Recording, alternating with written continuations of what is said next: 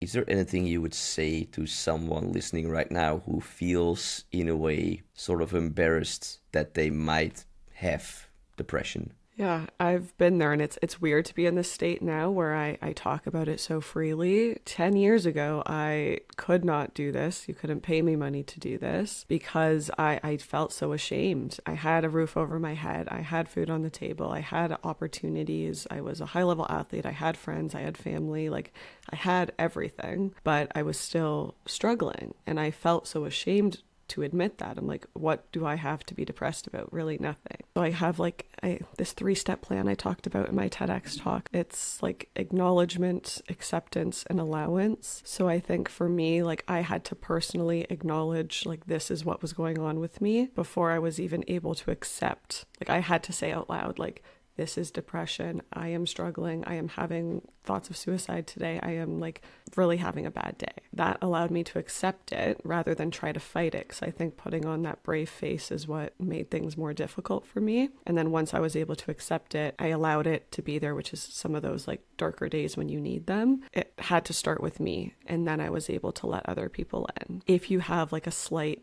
window where you're feeling a little bit better, like, think about how you're feeling on those days. What can you do to better yourself or to set things up for yourself to make it a little bit better on those harder days? And then it just becomes slightly 1% better every time. And then I think once you feel better about it, it's easier to talk about with someone else.